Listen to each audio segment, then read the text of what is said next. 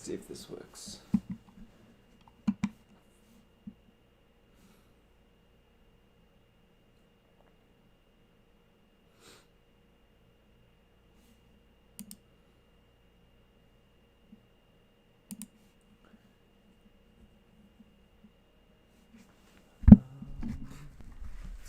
Let's see.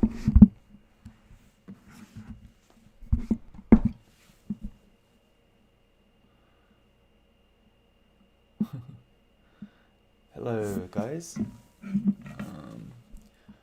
Okay, so I'm testing out something today, trying to use like OBS for streaming, just in case like anyone has questions. So we can go and I can share screen and kind of like walk you guys through a little bit more. Jacob, how you doing? Just let me know if it sounds okay, because I'm using a different mic. Mohammed, how you doing?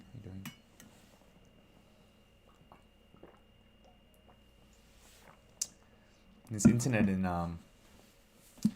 at the place that we're staying right now isn't that great, so hopefully this works. Hopefully. If not, we'll just go back to the webcam. But yeah, we'll see what happens. Demetrius, how you doing? Okay. So I think it's doing okay so far. Okay, cool. Thanks, Jacob. Okay, yeah, I guess yeah, we'll just do like our general Q&A. And then yeah, I'll see if I can help you guys out whatever way I can. But yeah. Hamana, Mustafa, Sami, how you doing? Thank you so much for jumping on. Appreciate you guys. But yeah, so generally like on Saturdays, 9 a.m, probably trying to do these lives for you guys, just so we can try to help you guys out on wherever you are in your journey. And then later, like, of course it starts with like ecom, right? But then we can talk about other stuff as well. Like I love tech. I want to get into that kind of stuff later too. But yeah, we have to start with what I'm best at, I think. So we'll do that. So yeah, any questions, we'll go straight through and we'll make sure we answer it all. Not sure what's happening on this side.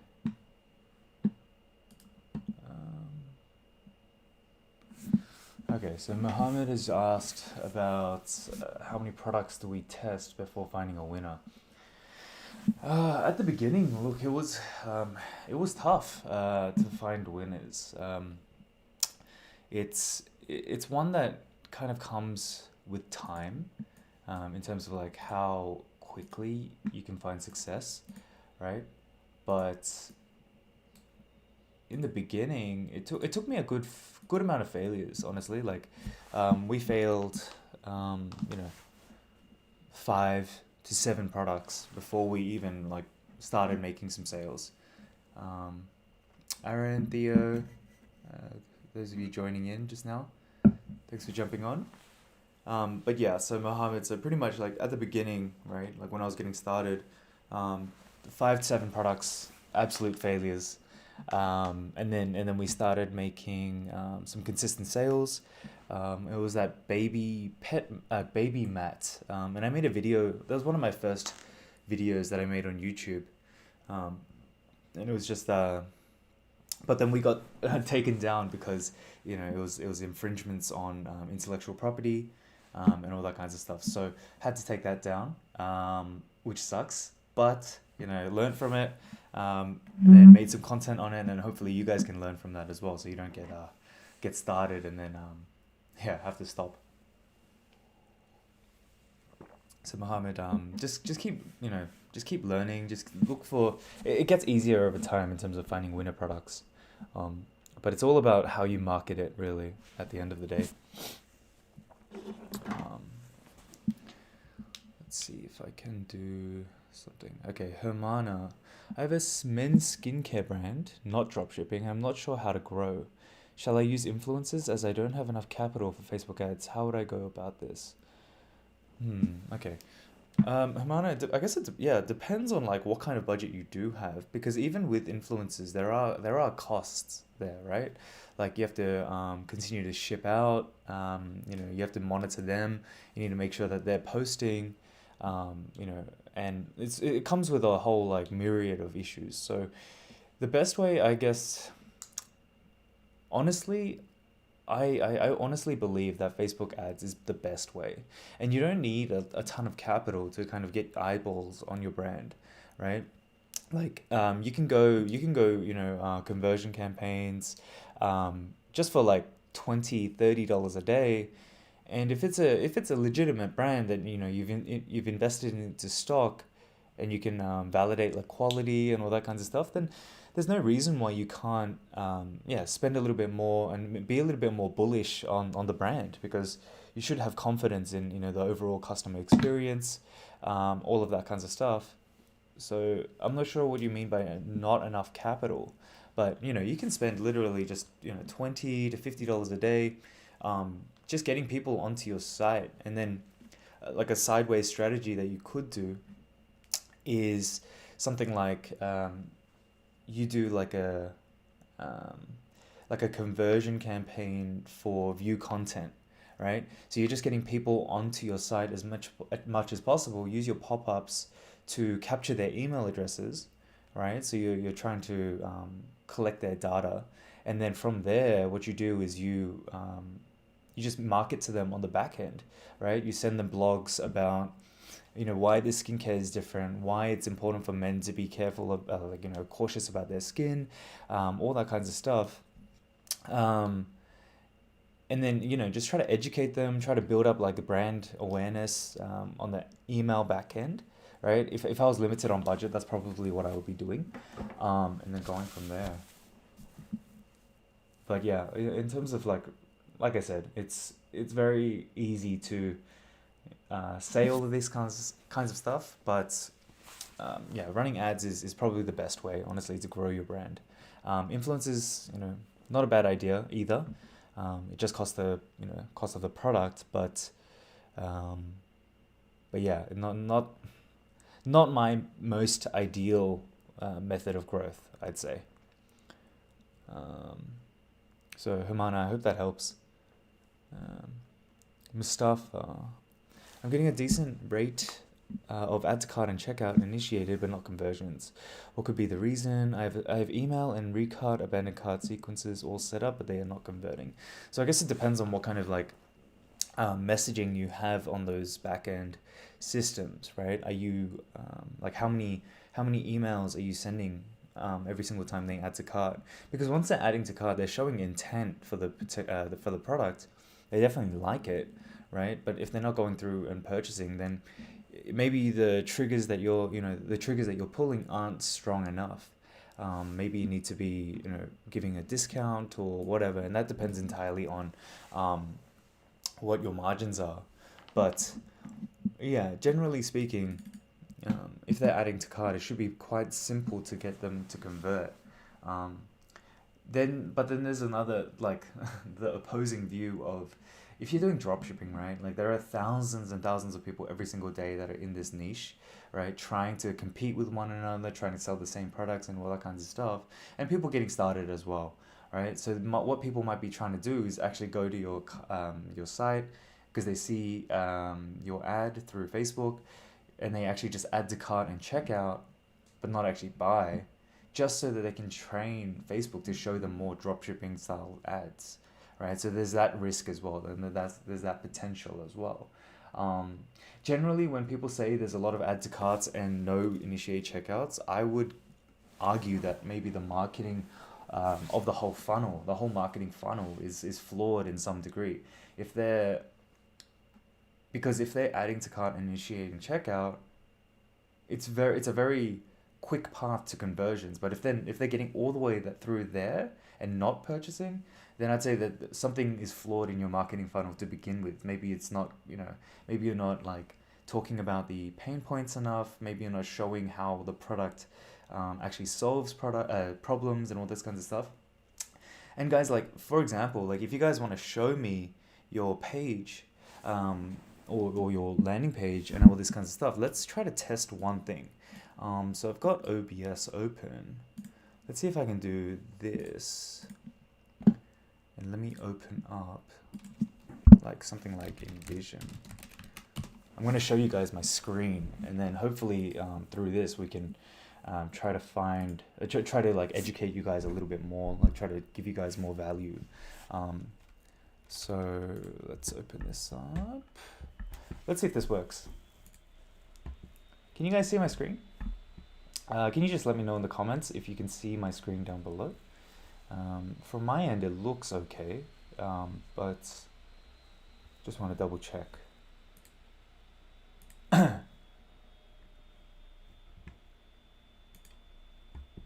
Yeah, nice. Okay, cool. So if you guys want me to, review, pages and all that kinds of stuff, like we can go through that. So that's, I guess, the beauty of, streaming online, which is awesome. So I'll go back to this camera and then we'll go through questions. But if you guys actually want like physical, like literal breakdowns of what I'm talking about, it'd be a good way of getting you guys across the line and kind of showing you guys what I mean.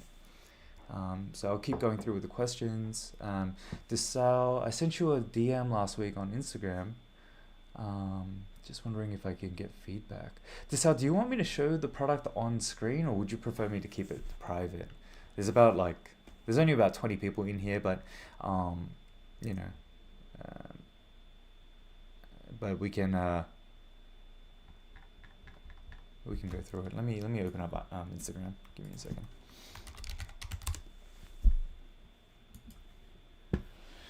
All right. Yeah, I'm really bad with like DM Instagrams and all that kind of stuff. Yeah, private will be nice. Okay, no worries. Desal, what's your Instagram name? So I get a lot of DMs, and I just don't know who I should be looking for. What's your Instagram handle?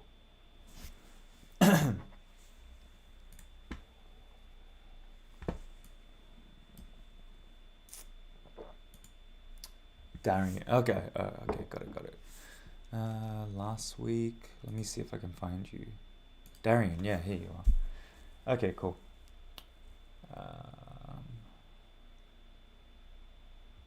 Okay, got it. So, okay, guys, like, when you watch my videos about, the top 5 products to sell, in this month or whatever, just be very careful, because like, and this goes for all like dropshipping product videos.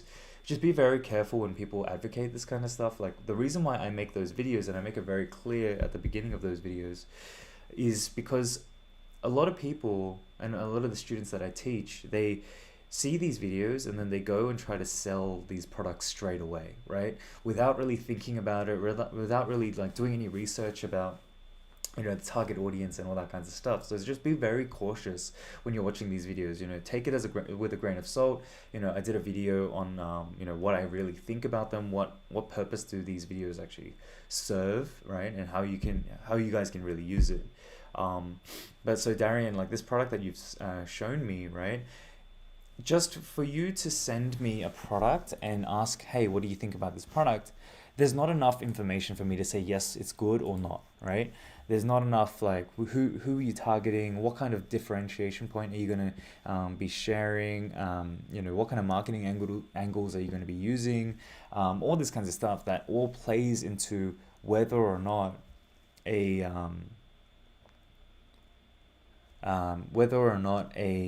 product or a product actually has potential to sell. There's just so many variables. Like the product on its own, I couldn't tell you honestly. Darian, I honestly could not tell you, because there's just too many variables that are left out, right? If Apple or if, let's say for example, a brand like Kathmandu took up this product and they started selling it, of course it would be a success, right? But if, for example, you or I, without any research, just try to sell this product, very high chance of failure, right? Because we don't have the same amount of capital and all these kinds of stuff. So just be mindful of that, Darian, right? Because yeah, even if we kept this private, like literally the product itself is a very typical dropshipping product, and that's what I'm trying to do with this channel. Like, try to get you guys away from the dropshipping, um, uh, kind of like rhetoric of like how to sell and all that kinds of stuff. So yeah. Um, okay, so who's next? Raven. Raven asks, how do I find a good name for my site? Like that. That's such a it's very broad question, Raven. Because like it depends on what you're offering. You know, what product are you selling, all that kinds of stuff. But generally, just don't do like bestdeals.com or bestdeals whatever.com. Like none of those like drop shipping style names. Look, think about your brand and your niche, right? And try to find a name that really matches that niche. Whenever we create a brand, we are literally looking at, what are the trending topics? What are the trending like phrases? What are the like slang, pieces of slang that people use in those niches? And then based off that, we create a brand name. And when you're looking for a brand name, we always do a trademark check whether or not the name is taken, and also we do a domain check using Namecheap or GoDaddy, all that kinds of stuff. Because if you don't have the domain like initially, then that just stops you right off the bat. So yeah, it's a very broad question, but that's generally what we do when we look for brand names or website names, all that kinds of stuff. Um, let me see. Where else? Oh, I can do pop-out chat. That's cool. That's awesome. Okay. Okay, who's next? So, Fedor, thank you for making this. Oh yeah, no worries. Thanks for being here. If I'm in Europe and intend to target the US market, at what stage should I start cooperating with an agent? Yeah, Fedor, it depends. Like again, it's like it depends on what stage of the like journey you're at. Like, what stage is your brand at? If you're just starting out, generally agents don't want to work with like brand new people because there's just too much risk on their end, and like in terms of like there's opportunity cost, right? They would rather spend their time with people who are validated sellers who are selling like 15 20 units per day, right? And that's generally why these agents have that minimum, because it's all opportunity cost. Like time is money, right? So at what stage should I be cooperating with an agent? I would say, once you're getting consistent sales, like 10 20 50, sales per day, and you're at a profit, then you can definitely start working with an agent. But before then, you would need to validate whether your product actually has a potential in the market, and all that kinds of stuff. Without that, an agent won't want to work with you. Florian, how to find the factory of an online brand? Couldn't find in Alibaba. Okay, so Florian, that question's pretty good. It's not simply like just looking it up on Alibaba, but it depends. If you know the online brand, it's very easy to reverse engineer like their suppliers, right? So the easiest way to do that is actually through Jungle Scout. But let me see if I can. Let's go this way, and let's do something like so the US import records. So in the United States, right, there's always a like a record of how people like the suppliers that people buy from. So as long as you know their names, you can go ahead and do it. Maybe this one isn't the port examiner. Yeah, like something like this, right? So you can actually go ahead and search. So let's say, for example, let's use something like AlphaLead. Import a name. Supplier name. Jungle Scout works the best. Let's see if I can find something. Maybe this one isn't the right one. Generally, I use Jungle Scout, but okay, no, this isn't gonna work. This isn't gonna work. Let's take this out. Let me try to see if I can open up Jungle Scout for you guys. But I just haven't been using it for a while, so I just don't know how to do that. But yeah, generally, Florian, you can actually do a reverse lookup of the brand, right? And Jungle Scout's the easiest way to do that. I know it's an Amazon only software, but it's pretty awesome just to be able to reverse look up. So yeah. Let's see if I have a payment method set up on Jungle Scout. Billing information.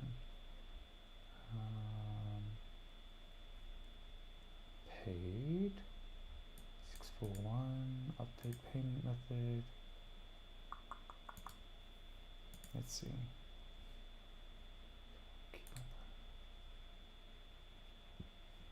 Okay, maybe it is gonna work. Florian, I'll get back to you, but generally, yeah, you can go back. Mohammed, can you explain about direct response marketing? How do you apply your creative description? How do you apply it in your creative description, etc.? So direct response marketing is just about like finding customers where they're at, like on Facebook, right? Getting them to stop, finding a pain point that they already have, exacerbating it, so like it magnifying that pain point, and then giving them a solution. So you're walking them through a funnel, essentially, right? So direct response marketing, in terms of like creative, it's like about finding the most eye-catching creative possible, right? So like who's a good example of this? Let's go to Facebook ad library.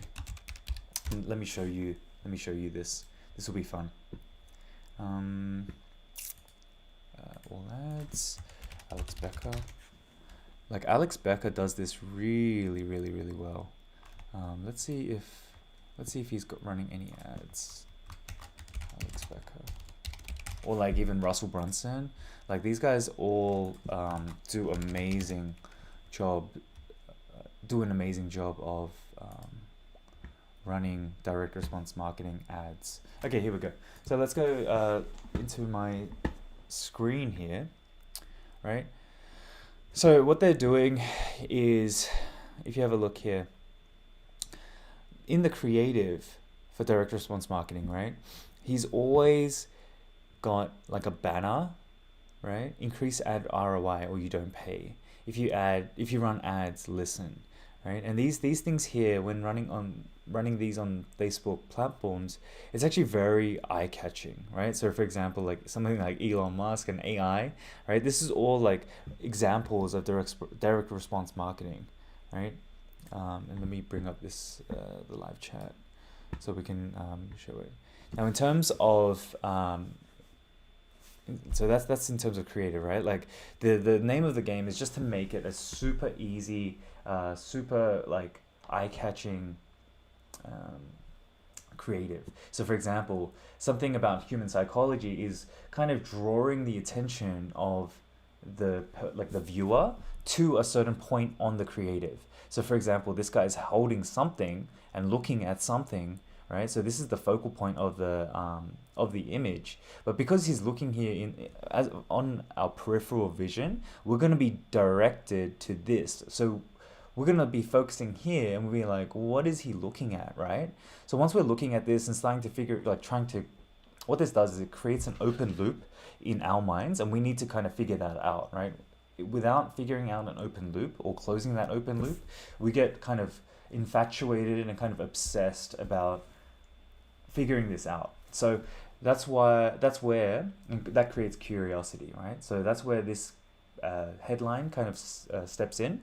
Our tracking AI scales ads or you don't pay. So this is kind of like even further creating that curiosity, and then the creative moves you onto the headline. And what if the headline is, let's have a look here. New ad AI gets customers cheaper, right? So again, another layer of curiosity that's built. And then after the creative and the headline, the next thing is the ad copy, right? Let's skip the fluff. High-res lowers ad cost by as much as 52% while increasing ROI. Period. Here's how, right? Generally, there's this is the only sentence that you're going to see when you're running ads or when you see this ad, right? And there's going to be a see more here. And by ending it here, right? Here's how, and getting people to click on the see more. That's like a what is it? It's a mini conversion. I can't remember the exact like term for it, but it's pretty much like a mini conversion. So by them clicking on it, right, you're already going through their marketing funnel, and then by reading all of this, you're gonna have so much curiosity that you're gonna want to find out more about it, and therefore you're gonna jump onto this and all of this kind of stuff. So hope that kind of gives you a crash course on direct response marketing.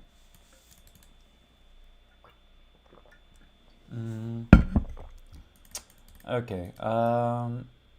Yeah, so guys, if you want me to do a review, I'll probably have to ask you guys to let me show it on screen, just so it's valuable for everyone here. I can't do individual reviews just because it's unfair for the other, 20, 30 people that are online. So just take mind of that. Take note of that one, I mean. So Mustafa, if you're happy for me to show the product, I'm in the landing page. I'm happy to give you feedback. But yeah, until then, just let me know. I'll go back to your question. Theo, I wish I had yeah. I have one major competitor for a specific style of tool I'll be launching. Is it better branding or higher quality and flashy packaging? Is better branding and higher quality flashy packaging enough to set myself apart from them? I guess it depends on like what kind of product it is and what kind of problem you're solving, right? Generally speaking, it's not like, yes, better branding can help, but it's not enough, I would say. Like when we launch a product, we want to always look for like weaknesses in their marketing funnel. Are they and let's go back here.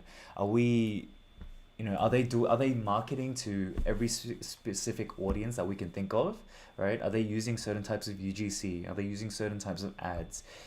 Generally, it's not just better branding or packaging that kind of sets you apart, but about the marketing that you use, right? If you can really kind of kill them in terms of marketing. If they're only using one angle, but you intend to use 10, for sure, that's enough of a differentiation for you to go ahead and get started.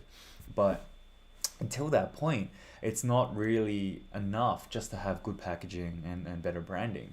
It's all about the marketing, how you sell the product, right? Because at the end of the day, the products are going to be more or less the same. It's about how you market it, how you kind of show it off and all that kinds of stuff that's going to set you apart from them. So I hope that makes sense, Theo. For example, for us, like my business partner and I, we literally have found a product that is just being marketed in one way, right?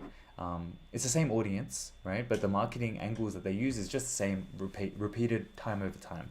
So what we found is like, okay, it's only going to cost us a couple $1,000s. Let's throw some money into it. Let's create this brand and remarket and market in a way that's so much more comprehensive, right? So that's for us enough to say, okay, there's enough differentiation and we can be competitive against them, and there's enough margin and all that kinds of stuff, so we'll jump straight into it.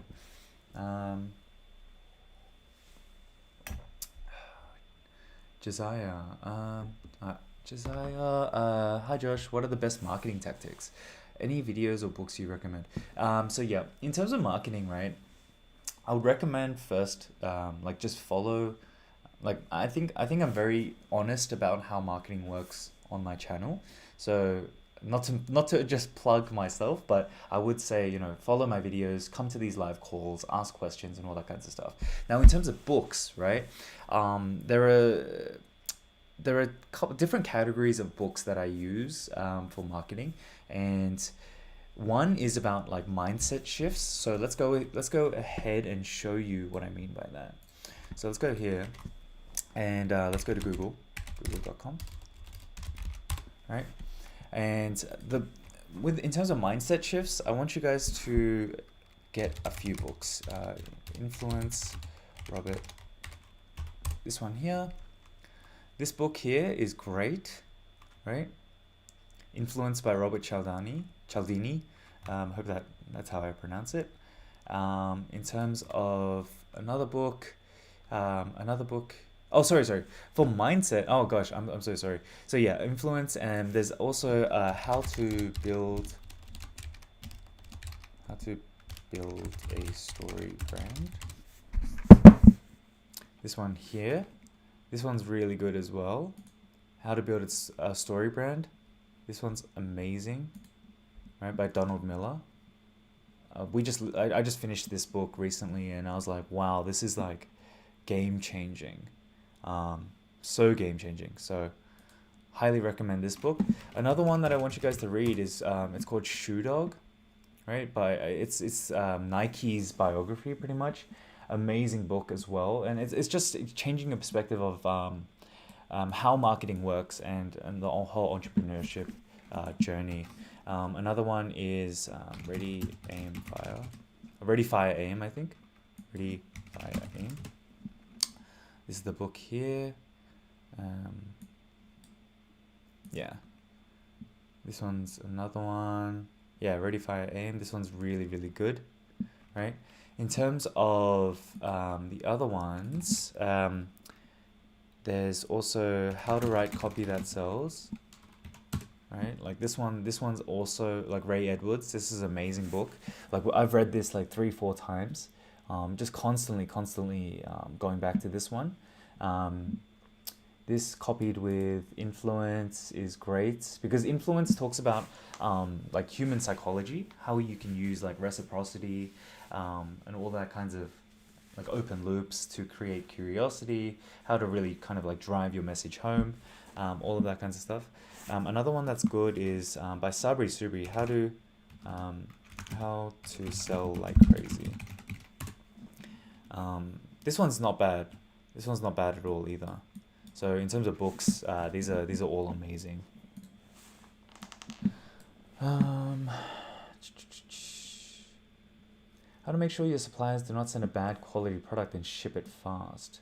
When you use DS and you do not order in bulk yet. Night Industries. Yeah, well, Night Industries. So that.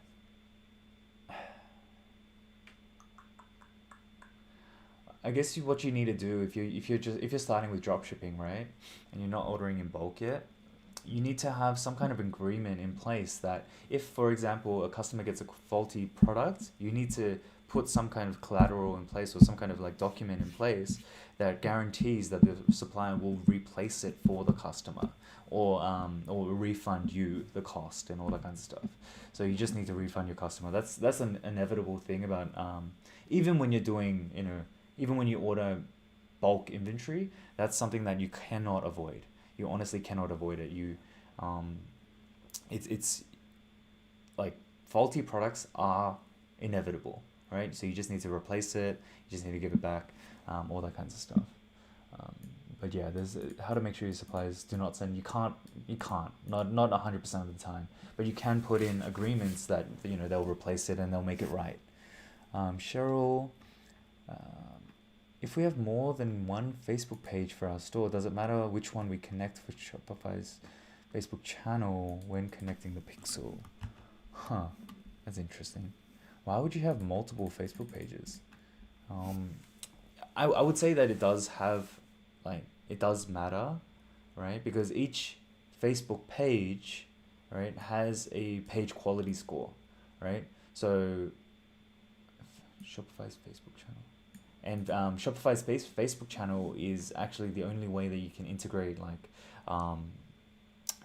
Conversions API, which helps with the whole post iOS 14 stuff, as well as like just running advertising and putting your pixel on there. So I would say choose the page that has the highest quality page score, and then go from there. Maddie, fellow Australian. Hey, how you doing? Did you start your brands from Australia or go straight into the US? Is it worth in Australia using Facebook ads ship from your house, or is population too small? Yeah, Maddie. So this is this is a bit of a tough one, I guess.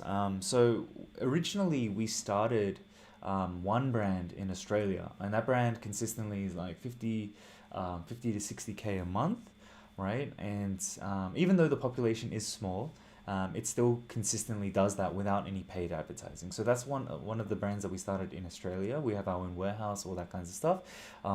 So yeah, definitely you can start in Australia, right? The one thing I will say about Australia though is that us as consumers compared to the United States, we are more critical of brands, right? So in Australia, like the whole elements of like trust building and all of that kinds of stuff is so much more important because I think we even as our standard of living is higher, right? Just compared to the rest of the world, we also expect our expectation is a lot higher too. So just be mindful of that. The other shortfall that I found was that because most suppliers deal in US dollars, right? When you're trying to convert your like find a retail price of your product to sell um, online, sometimes people just won't be willing to pay the premium, right? From you like because of the conversion from US to AU, right? So for example, for us, the brand that we started in the US, right? And that's why we're in the US right now to build that brand. That brand, we can't sell it in Australia, or in my mind, I feel like we can't sell it because the price point is just way too high. Already in the niche, it's very expensive, right? And we can justify that because we've made the product better. We really pride ourselves on our branding, product, unboxing, customer experience, customer service, all that kinds of stuff. But you know, we can't justify selling this particular product for $100 Australian, right? That being said, Australians still want to buy it, so maybe we need to kind of get some inventory into our warehouse down there. But it is what it is. Um, so yeah, to answer your question, definitely you can start in Australia for sure. Just have that. Just understand the audience is different. You just need to make sure you really focus on that brand, like that.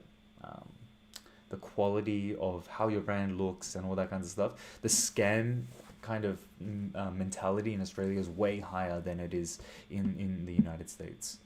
Humana, I'm trying to grow a brand like Lumen. They're killing it in, yeah, but Lumen's spending like millions of dollars per month on ads. So Humana, you really need to figure out a way to kind of like pierce through that, uh, whether it be running Facebook ads or all that kinds of stuff. Mm. Aaron, when you submit an ad on Facebook and it's being reviewed, do they match the website URL to what you have in your business info on your BM, or can you direct traffic to different sites to use to new? Yeah, Aaron, no problem at all. So our business on Facebook is verified to one business address, right? Like the umbrella company, right? But then we run ads for all of our kind of subsidiary companies underneath. So multiple different things. So don't worry too much about that at all. Because if that is a problem, then the agency model doesn't work on Facebook either. So, Aaron, don't worry at all. Maddie, also, have you heard that Facebook ads are more expensive than in the US? Does that make it too difficult if you're a new brand? Maddie, no, I wouldn't say so. I think like Facebook ads is a little bit more expensive in Australia just because of the vast size difference between the US and Australia. But it doesn't make it too difficult for a new brand to start in Australia. Not at all. Not at all. Um, so yeah, don't let that be like a scarce mindset kind of thing. Don't let that stop you at all. Um, okay. Eason. In what instance do I use homepage as the landing page instead of a product page? Ethan, I honestly would never run a ad to a homepage. You just leave too much. I always think about efficiency, right? When you're running advertising, and by giving your consumer multiple ways that they can exit your page or get confused about what you're offering, it creates the risk that the marketing dollars that you spend is going to be wasted, right? So I would never do that, ever, unless, for example, we might do a like a lead capture campaign where we're trying to get people off Facebook and get them into our email marketing sequence. But even then, like I would create a separate landing page specifically for lead capture. I wouldn't send them directly to the homepage. There's just too many places that people will jump off. Tennis, Tennessee? Sorry. My ad performance are going down lately on Facebook. What do you do in this situation? Testing new LLA audiences. Even if I increase the price of ads, they are doing even worse. Yeah, so Tennessee, this is a common thing that all advertisers are facing. You know, costs and performance are going up and down, and it's just all sporadic. It's very, very difficult. It's what I would say. I guess I need some more information about you, like how you're doing your ads, like what kind of structure you're using. But generally, what we do right now, like just as a rule of thumb, right? Um, the Facebook ad manager is highly inaccurate. There's a lot of there are some brands, like some of our students, they have ad managers that are tracking a lot of data, like 90% of data, all that kinds of stuff. But for example, for our brands, some brands are just tracking 0% to even 50%. There's just something completely whacked about Facebook right now. So the only like solution that we have is to look at like overall ROAS, so environmental ROAS, which is just like the whole thing, like ecosystem ROAS. Sorry, it's like how much did we spend, how much did we make back, and taking that as a rough estimate of return on ad spend, and we compare that with our break even return on ad spend, and if it's higher, we're good. We can continue to spend, all that kind of stuff. Now the ads. The brands that we have poor performance, like 50% missing attribution, what we're actually doing is setting up a control campaign. So what I mean by a control campaign is this is a CBO setting at $500 per spend, or 500, whatever you're willing to spend, right? 500, 1,000, 5,000, whatever, right? But in the CBO, we're only using our best ads and our best ad groups, right? Our audiences, only using the best of each. Now, by doing that, we can be sure that yes, in the past, prior to the whole iOS 14 thing, it was converting very well, right? So then now it just makes it super easy because we can just compare one campaign versus our return on our sales. So that's what I would recommend. The other thing is when you're testing new lookalike audiences, I guess again it depends on like what kind of percentage interval you're using and testing. But what I found is we used to always test like 1% increments, like 0 to 1, 1 to 2, 2 to 3, all that kind of stuff. But now we found that it doesn't work as well, that 1% increment. In the US, it's like 1 mil, something like that. But what we've done instead is doing a 0 to 3, 0 to 5, 0 to 7, 0 to 10. Right, we're taking bigger increments and just getting broader audiences. And I made a video on this recently, and it'll be probably launched on probably Tuesday, Central Standard Time, and it talks about this specifically. LV, I need to find a product. Well, gotta look for a product. I can't give you one unfortunately, but I can show you my like a product research strategy. I can walk you through what I do. But yeah, Mohammed, how do you test a product with ABO or CBO? ABO 100%, because I want to have control on how much it spends. I want to have control on what variables I give it. CBO is more about like once I have multiple variables and I want Facebook to take the control. So I hope that makes sense.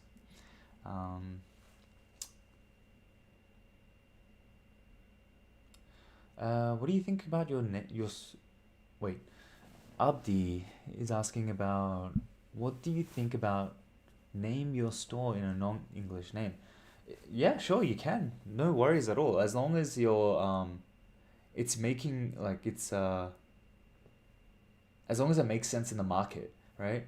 You can't like, for example, you can't have a web URL as a Chinese web URL, right? If you're gonna market in the United States, it just doesn't make sense, right? So make sure that it's all about congruence, all about relevancy for your audience. So if you're going to target like whatever the name is, Abdi, make sure that it makes sense for the audience that you're targeting, right? So if that makes sense. Have I used DJ dropshipping? No, I have not used DJ dropshipping.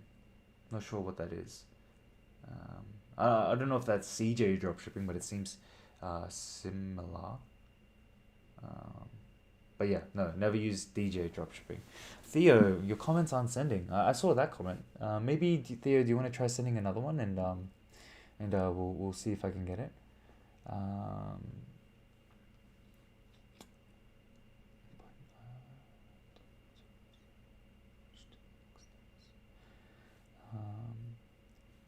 okay, okay.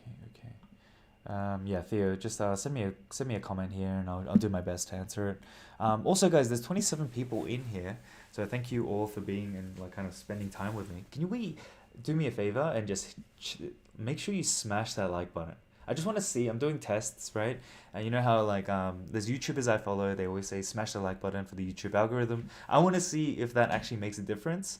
All right. So let's smash that. Let's try to get more people on here, because the more people that are on here, the better. And I'll feel more encouraged, and we'll continue doing this. Regardless, even if you guys don't, it's okay. I'll still do it. Okay. But yeah, just appreciate you guys all. So thank you so much. Let's have a look. Okay. AD Diallo, what do you think about starting a general store? Yeah, so this is a very common question. Right now in 2021, I would recommend not doing a general store. It's just because too many people have been burnt by general stores, and the overall quality that consumers expect are much higher now. Therefore, we need to really focus and really kind of hone in on the marketing, the branding, and really kind of building that trust with our consumers. So general stores, you don't have that much flexibility, right? You can't shift from one product to another as easily on branded stores, but they just work better, in my honest opinion. Maddie, yeah, no, I appreciate you. I know it's late in Sydney. It's like 1 a.m. I'm just tracking up with my friends, so I know it's late. So thank you for jumping on. Faisal, how do you increase your daily spending limit? So if your daily spending limit is limited, it means that your ad account is relatively new, right? So as you consistently spend, right, as long as you consistently pay off all of the invoices that Facebook charge you, your daily spending limit will naturally increase, right? So if you're only spending $20 a day, of course you're going to be limited to 50, because a lot of people in the past, the reason, like a backstory of why this limitation is in place, was because Facebook got a lot of flack that beginners were able to spend X amount of dollars and therefore lose X amount of dollars as well. So that's why they put in that daily spending limit. It was put in to protect us, but it does hurt us sometimes as well. So 100% understand that. Dan C, let me try to see if I can play some music as well. Wow, we are already at the 48-minute mark. I can't believe that. That's crazy. Let's go. I just want to put on some music so I can kind of just chill out with you guys. Let's see. Lo-fi.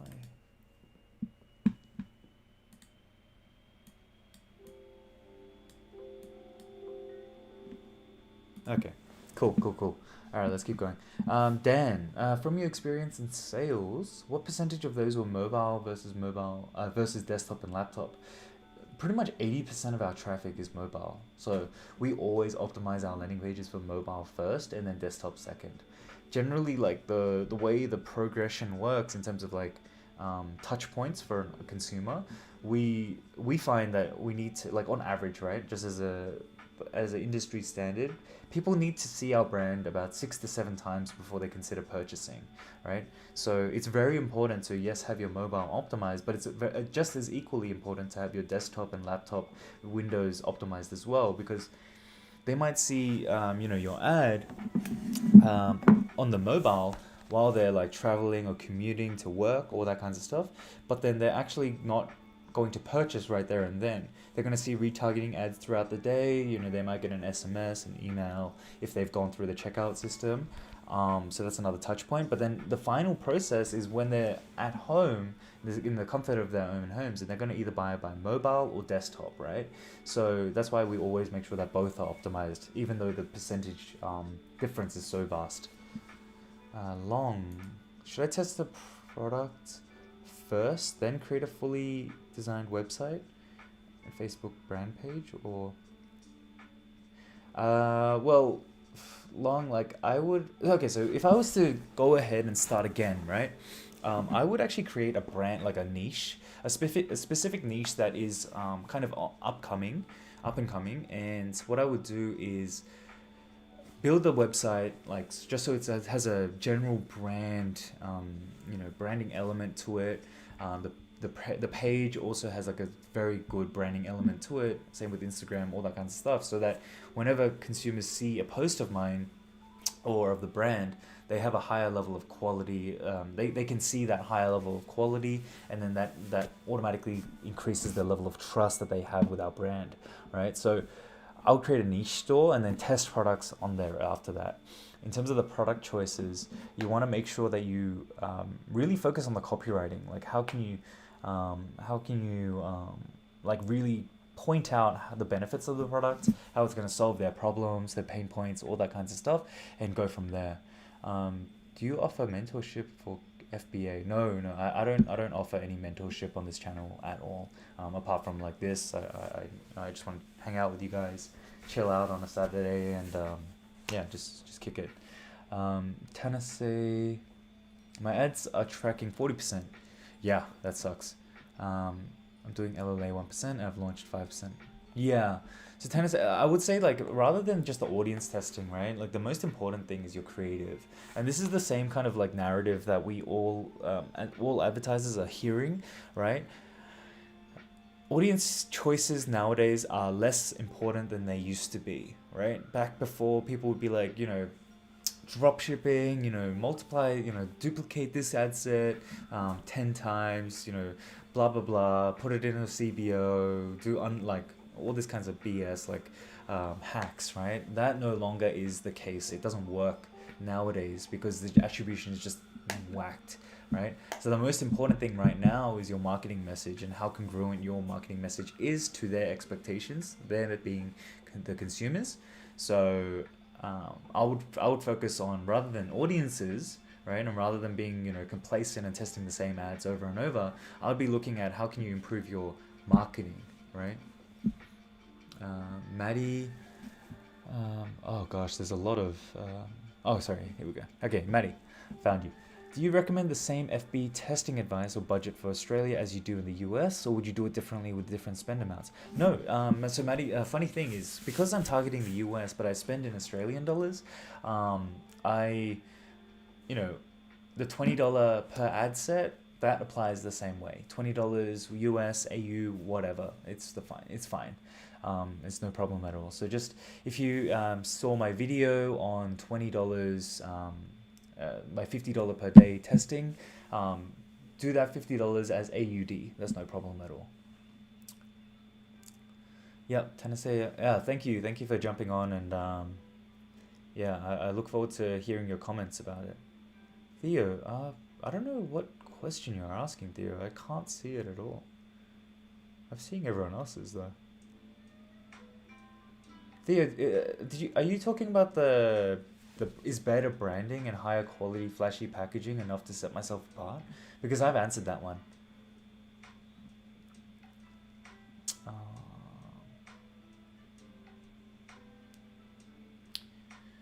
Vic, let's have a look. Sweet. Now we have more likes than we have viewers. That's what I like. And I think more people are coming in, so appreciate that, guys. Thank you for sticking around. Vic, for your first product, how much money should I set aside for ads? generally, like when if you're going to start an e-commerce brand, right, I would recommend at least, at the very least, have at least 1,000, $1,500 saved up to uh, test, right? You're going to use that to, get product photography, some apps, the Shopify subscription, ordering samples, and running some ads, right? So in terms of dollar figures, when I'm testing a product, I set a very hard stop at $300 to $500 of ads spent on ads, and if the product isn't profitable after that amount, I don't get too emotional about it. I just move on straight away. Um, uh, the 96 UAV, nice name. Hope you're doing well. Uh, I heard you say once that dropshipping from AliExpress with the AliExpress shipping label, your customer received the product with AliExpress word in the shipping label. So while testing, we should not select the AliExpress shipping and choose one other of the other availables. Yeah, no. So this is a funny story for the product that we made. Um, it was our first success, right? There were a few customers that received from like the from and on the label it said from AliExpress. So they looked up the product and obviously they saw the product being sold for $10, but we were selling it for like $60 or $70. And obviously they got upset, right? Like there was just a constant back and forth. I remember how stressful that was, and now it's not going to affect me as much because like, people online are just never going to be happy all the time. That's okay. Like I've made my peace with that. But back then it was a big issue. The way you fix that is not to use AliExpress standard shipping, right? If you use the AliExpress standard shipping, that's going to be the thing that really messes you up. So I would highly recommend you don't use that. The shipping line that I recommend is Unexpress. That's always been reliable for us. Like we order goods to us all the time, and Unexpress is the most effective, cost efficient, right? Not the fastest, but the most cost efficient. And you can tell your supplier just to edit the from names. Night Industries. Whoa, okay, awesome. How much money do you spend on ads until you draw a line? Okay, cool. I just answered that one. So 300 to 500 on a new product. How much a beginner spend up until to change the product? Same thing. 300 to 500 dollars spent, and that would be my line. For a beginner, for a professional, all that kinds of stuff. Like it's all the same.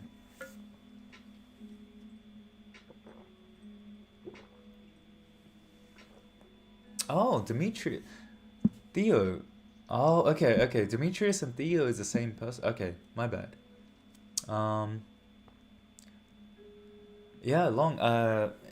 Look, the dropshipping thing is yeah, and unfortunately, there's been a lot of like stigma associated with dropshipping, right? But like e-commerce is an amazing market, like amazing platform. It's not only changed my wife and I's life, but it has the same potential to change you and you guys' lives as well. So that's why I want to advocate it. But a lot of people advocate it in the sense that like, hey, do this. I made this much money. Blah blah blah. And they say buy my course. Like we don't want to do that. And yeah, unfortunately that's the case. That's why we put out like all this content to try to help you guys think that way. And yeah, I intend to really create a amazing YouTube channel, not just on entrepreneurship, but more on productivity, personal finance, like how to grow your wealth, because it's easy to make money, but it's very difficult to keep it, right? So my wife and I have like really set ourselves on this path. Um, yeah, okay, so Demetrius. Okay, so Theo, let me answer this question. In regards to my last question about branding, yeah, Theo, I answered that one.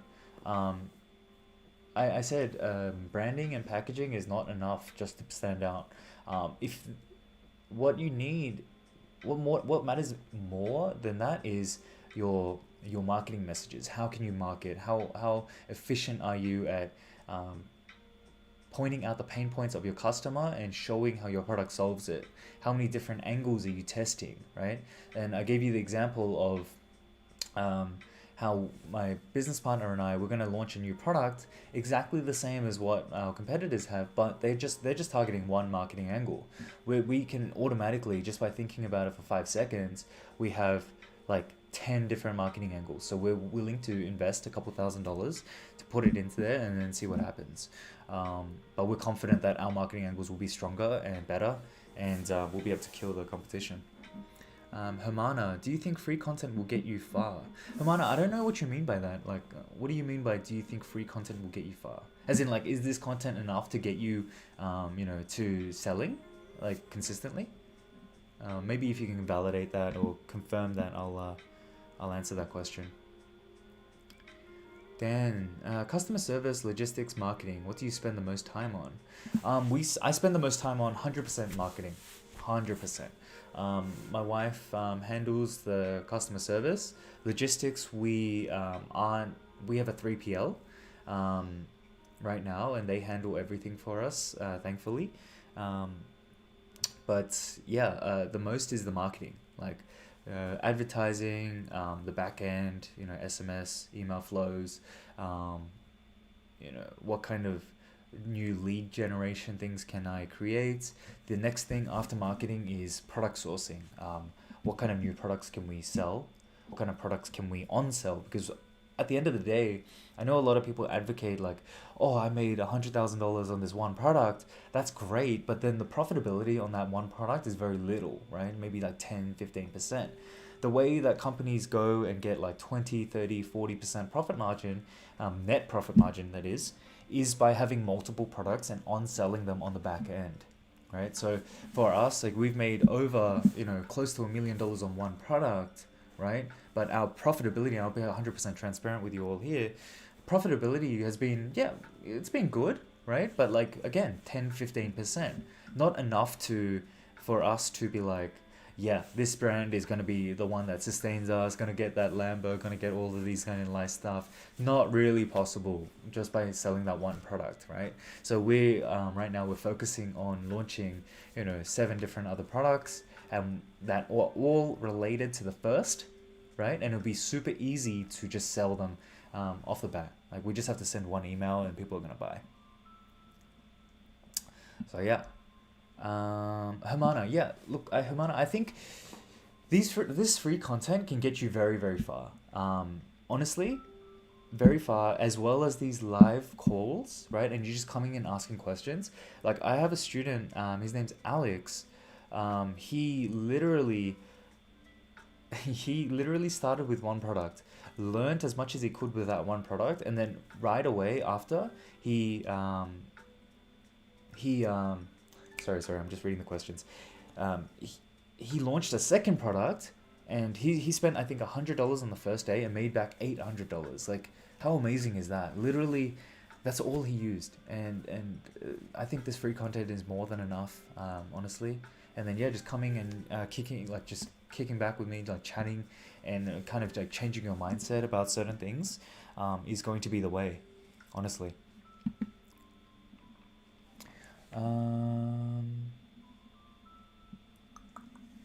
Yeah, and hopefully I can play some like lo-fi music for you guys as well, so it's kind of more engaging and better quality for the live streams, I mean. Okay, so James, how many creatives do you test on your initial launch in Facebook ads? James, I usually test 3 different angles, 3 different three different creatives, 1 angle, right? So what I do is I go and I might create like a video of like 15 to 20 seconds, right? And then once I've got that, what I do is I just change the first 5 seconds. First 5 seconds, I just change it twice, right? So that means we have the one video, but then now we've duplicated it a second time with a different hook, right? And a third time with a different hook. And I just test that one. Yeah, Amana, I'm really happy for this student. He's so he's just always turning up to like live calls, and I'm just so proud of him. Like he's in Thailand, and he's just living his best life. It's so good.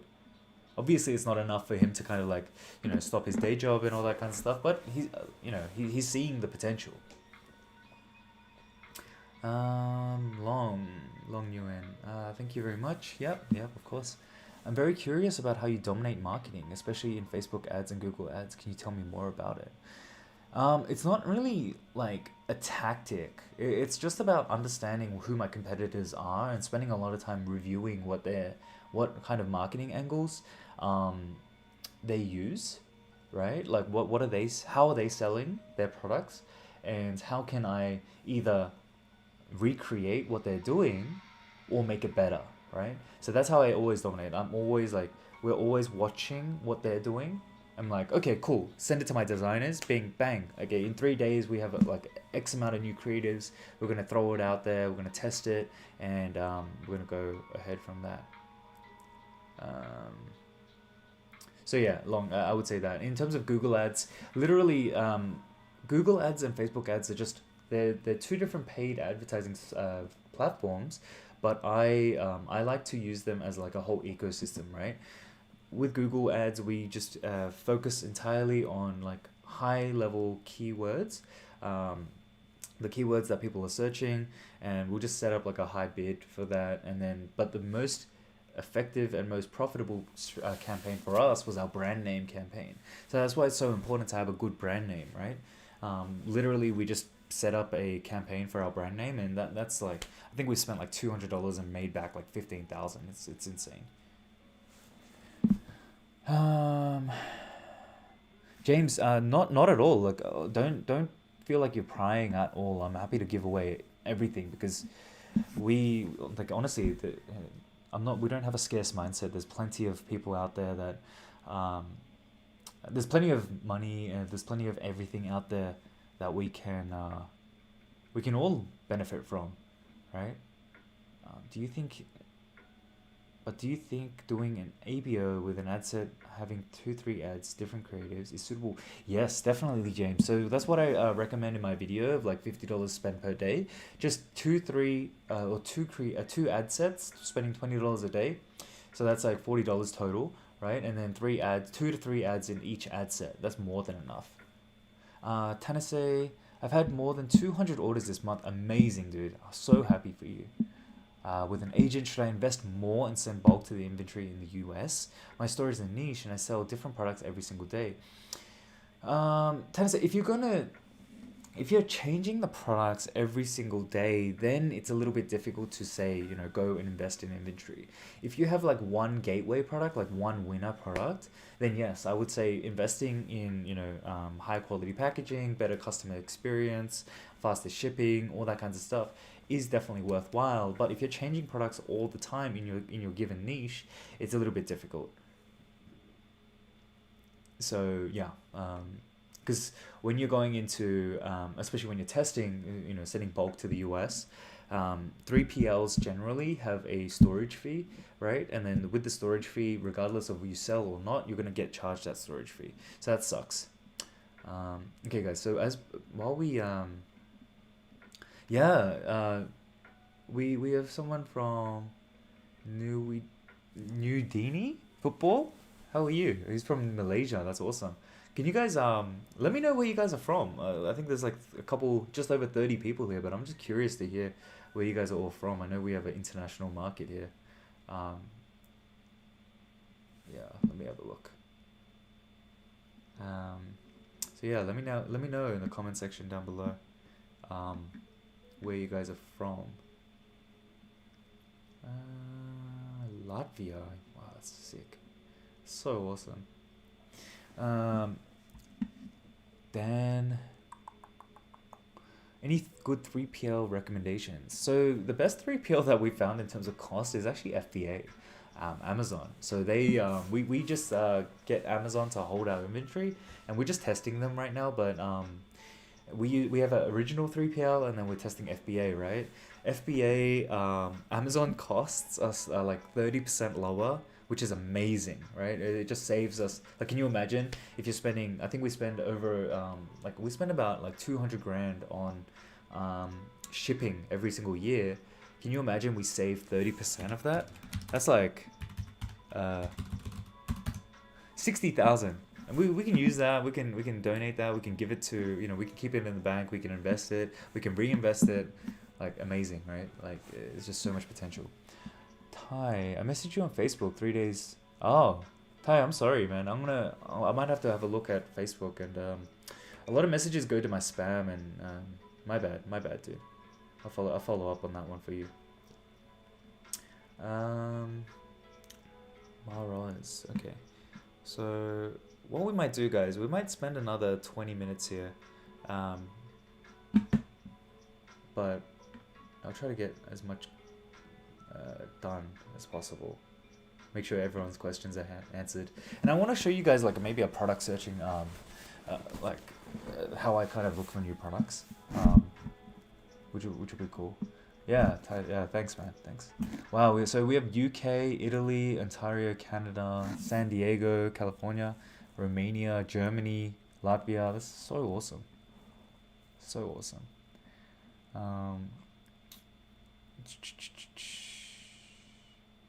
Okay. Let me find out where I am at.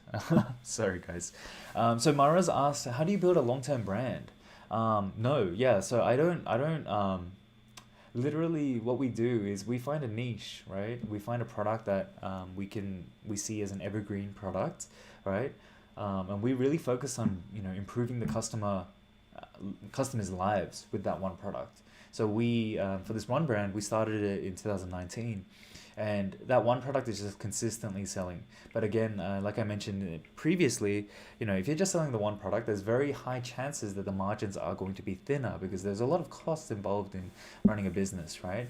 And if you don't have like repeat customers or other products and to increase the lifetime value of a customer, very hard to become very profitable. So what we found, and just through testing, we found that we need to have multiple products for that one brand. So that's what we're really doubling down on right now. And we just, the beauty of it is because we already have a long-term brand, we have that one product that is legally protected. No one else can copy us. So we can actually copy everyone else's products, just make it better, sell it for cheaper, sell it for better quality, all that kinds of stuff. And then just overall increase our profitability and our lifetime value of each customer. So yeah. How to build a long-term brand: find a pain point of a product, like a niche, right, and then just double down on it and just make sure it's protected. Build a moat around your product and just continue to sell that product consistently. Make sure it's evergreen as well.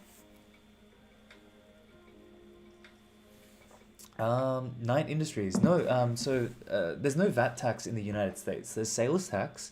Our business is located in Australia, but we only pay sales tax in the states in which we have a legal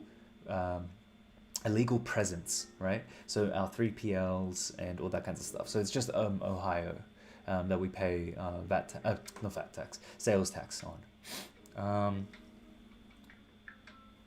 What's PL? PLR? I've heard of that. Nudini, can you let me know what the PLR? I'm pretty sure I used to do something like PLR. PLR. Private label rights books.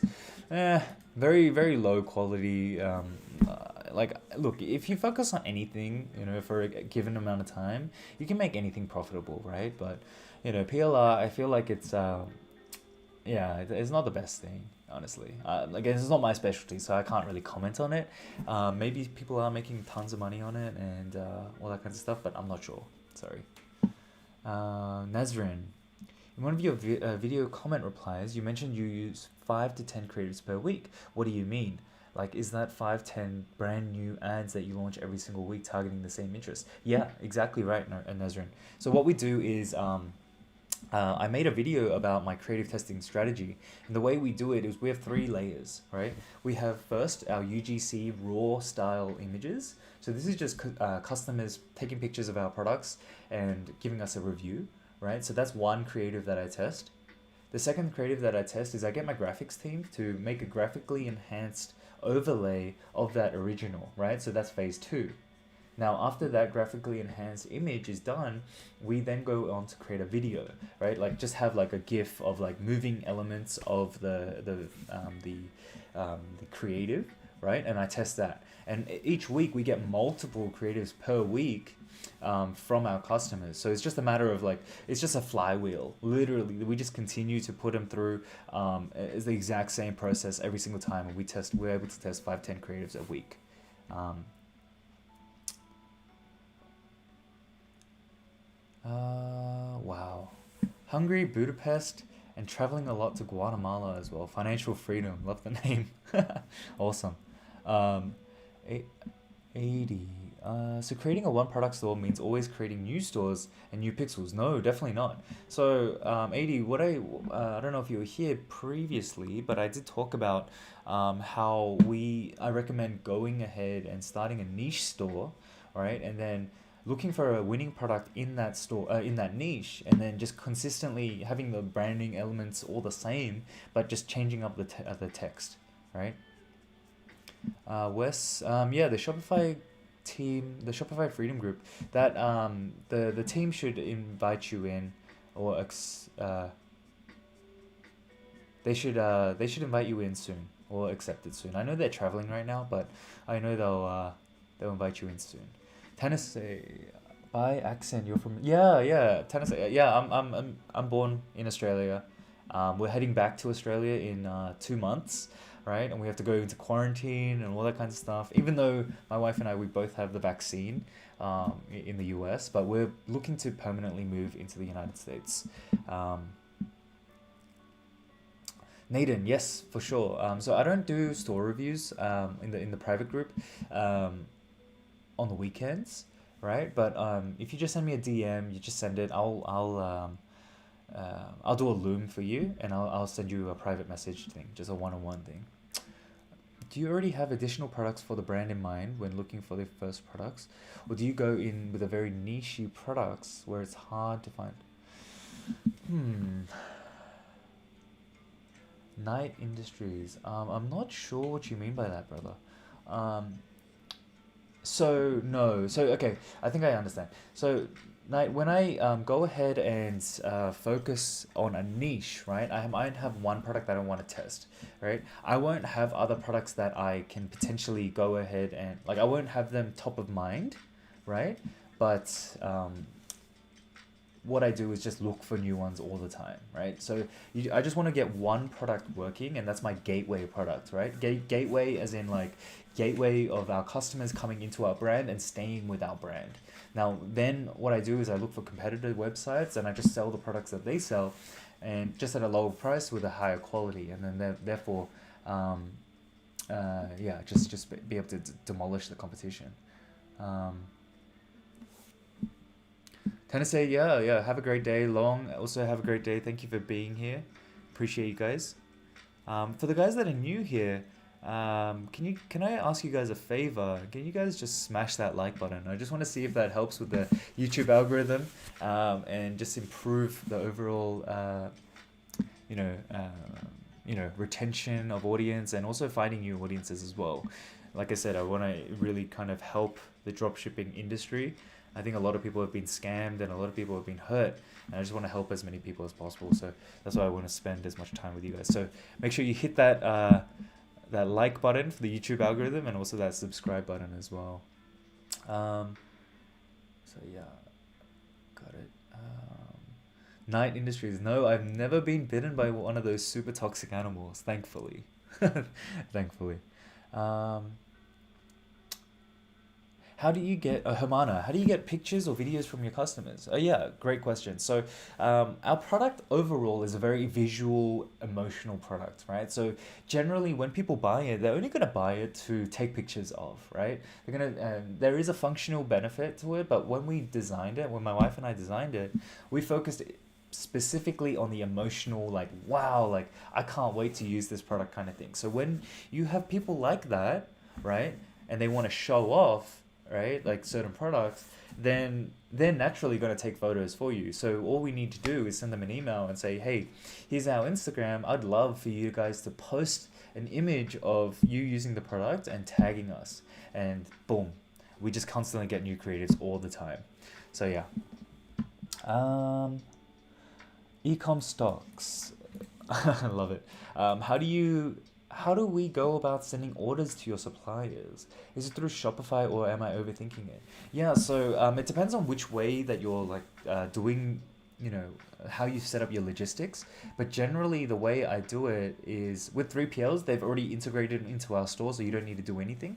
But if you're at a beginning stage, what you need to do is you need to either manually order it one by one, or you have to get a CSV file, export the orders, right? And then, you know, with the shipping addresses, the item SKUs, all that kinds of stuff, and then email it to them, and they fulfill it, give you the tracking numbers, fill it out on that Excel spreadsheet, send it back to you, you fulfill it online. It sucks, but you know, it's all part of the game.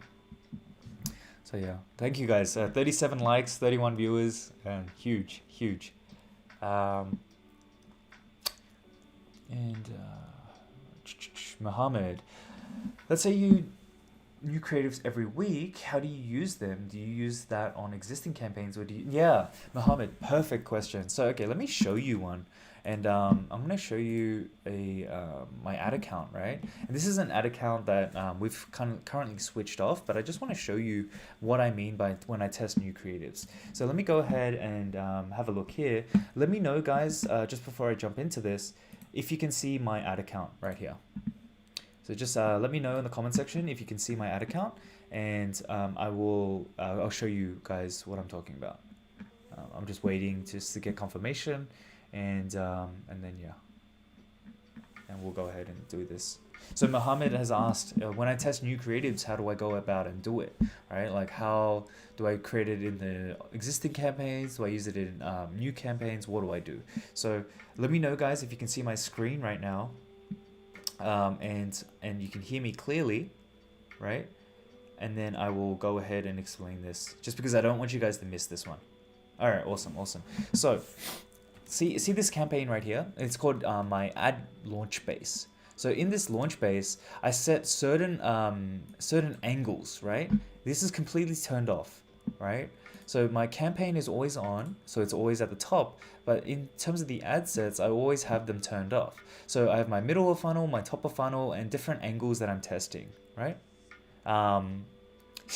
This is a hidden secret, not a hidden secret, but it's an industry standard, you know, for agencies and all that kinds of stuff. But so anyway, so what I do is every single week when we get new creatives, inside of this ad set, what I'll do is go ahead and create all these ads, right? So all of these ads I'm creating every single week, right? And then once I create them, I've turned them all off.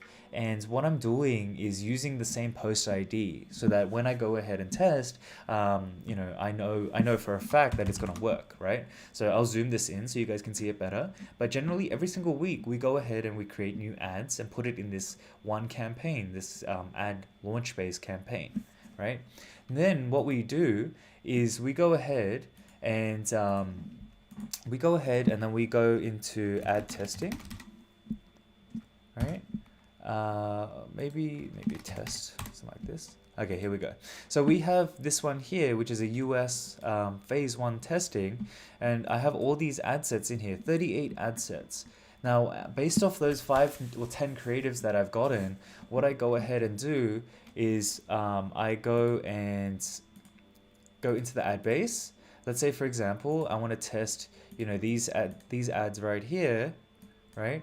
What I go ahead and do is I duplicate them into an existing campaign, right? Let me close this out and I type in test.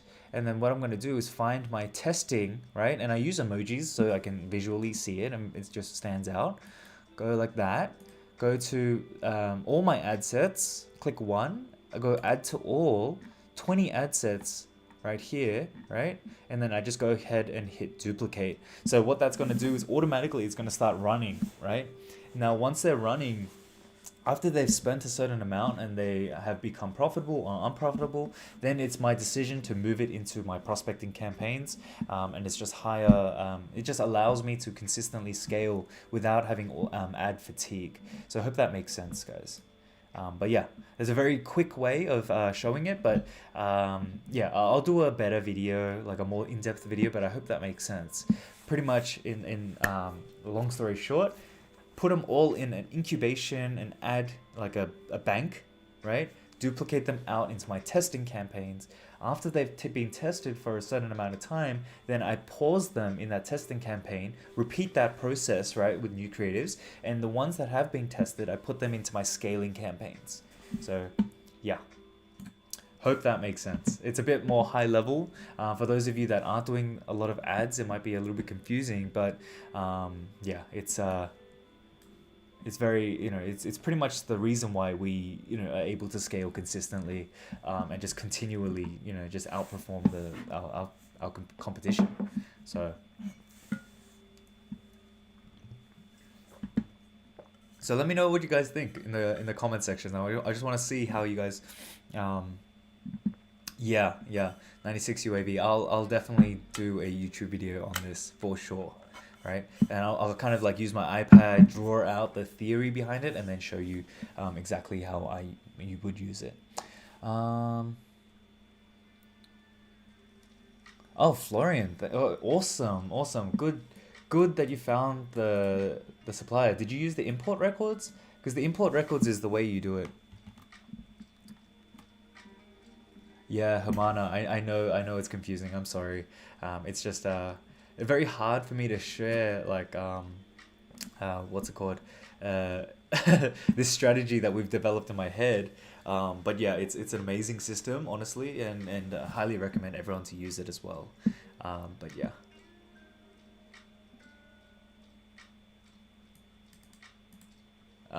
Okay, cool. All right, guys. So let me just go through the last final kind of questions, and then we will call it a day. Yeah, Florian, amazing, dude. I'm so happy, dude. Dude, go ahead. I hope this weekend you go and you spend time talking to the suppliers, and you get the exact same products that your competitors are selling, and then you just have to think about, okay, how can I improve the product, right? And then boom, competitive advantage. There you go. So Florian, I'm really glad you found that, man. Okay, last couple questions, guys.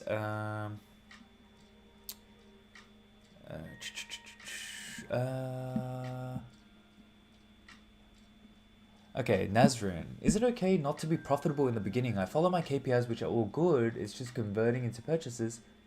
It's just the converting into purchase that isn't happening. Okay, so when you're following your KPIs, right? Like, to me and to any business, right? The only KPI that really matters is your profitability. It doesn't matter how good your cost per click is. Doesn't matter how good your click-through rates are. None of that really matters if you're not profitable, right? Like I said, people who advocate, just doing one product stores and just scaling that to the moon and right, only getting like 10-15% profit, it's not enough to really make a difference, right? So again, it's all about profitability. Nazrin, I would say if you're not getting purchases and you're not profitable at least break even at the beginning, it's very difficult to, it's not okay. Long story short, it's not okay because something is not right. Like your marketing, the messages that you're using, the creatives that you're using, something is just not right. So I would either like once you've hit a certain amount of spend, I would be stopping everything and just reviewing it all,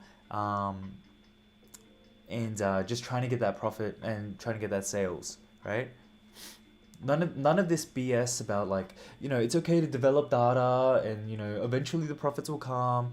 To be honest, I think that's a marketing ploy from people that say, go ahead, lose money, and then when you lose money, come to me and I'll sell you my course. I think that's how that people kind of twist it, and I think it's just wrong. You should be getting sales from the very beginning. You should be profitable from the very beginning, or at least break even, right? Otherwise, there's no point.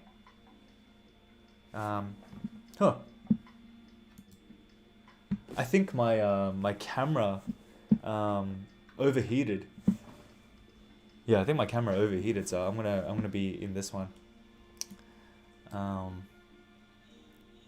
Sorry about that, guys.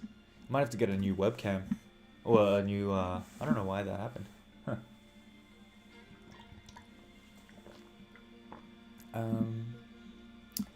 Okay. Cool. My monthly creative cost. Yeah, so Dan, we use a lot of our I have the highest what's it called? I have the highest subscription in Billo, and literally we are getting Billo creatives all the time.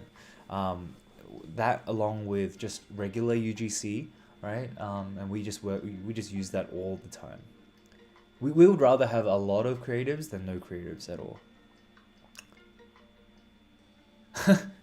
No, no, no, Ignite. I'm actually in Houston right now.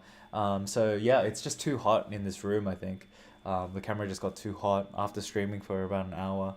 I probably need to upgrade this later.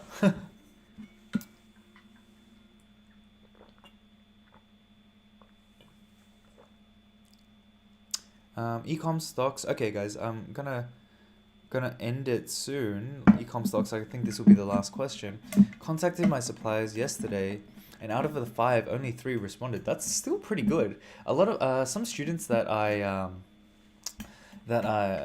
teach, some of them don't get any responses, and it all depends on how you speak, right? This congruency of like relevancy, making sure like the way you speak, depending on who you're speaking to, it really really matters, right? So when you're speaking to suppliers, you can't just be like, "Hi, I want blah blah blah." You really need to develop this relationship. You really need to kind of build that up. Otherwise, you're really going to struggle to get responses because they're regular people, and if you're not a nice person, then they're not gonna respond to you. Um, how are you finding the US? Yeah, my wife and I love it. Honestly, we love it. Jacob. Yeah, Jacob, look, the one product store is the same as a niche store, dude. So you just focus on that one product, and then you just kind of niche brand the whole store out in a certain way, and then yeah, it's no problem at all. Just test that one product at a time.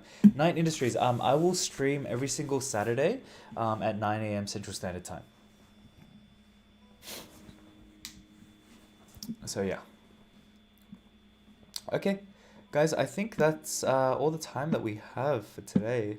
But yeah, I just wanted to thank you guys, and just make sure you smash that like button, guys. I'm really trying to make a difference in this dropshipping e-commerce industry, just because I think there's a lot of like gray areas that haven't been talked about. So I really want to make sure that I can get this information out there, and you guys all play a part in that, in trying to help my channel reach as many people as possible. So make sure you hit that like, make sure you hit that subscribe button, and yeah, I'll continue to doing my best to serve you all. But yeah, thank you guys for spending the time with me. Hope you guys have an amazing weekend, and I'll catch you guys next Saturday on the live stream. But yeah, bye guys, have a good one.